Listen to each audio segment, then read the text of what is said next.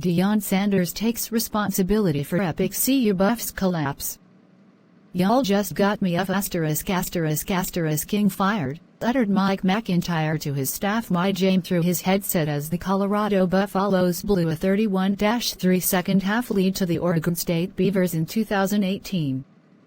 It would be the worst of a 7-game losing streak that ended that season and pushed Colorado to fire McIntyre months after signing him to a contract extension. The Buffaloes haven't really recovered from that and are still seeking bowl eligibility for the second time since 2007 and a full season 3 coaches later.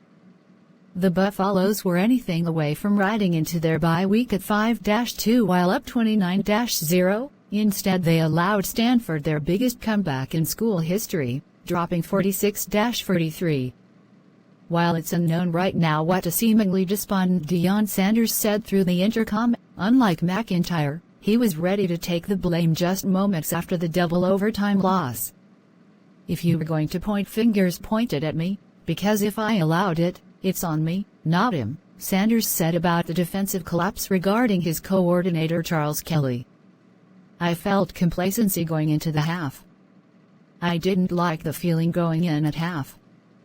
We come back out, here comes the complacency, here comes the team that I can't stand, that you can't stand it, you can't understand how in the world that happens to us, but it did.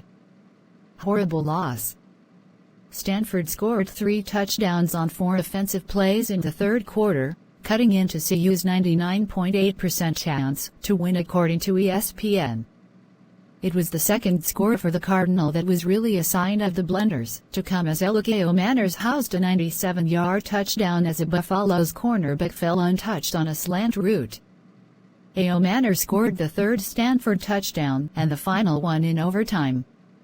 He caught 13 passes for 294 yards, all in the second half, and mostly on Colorado two-way star Travis Hunter.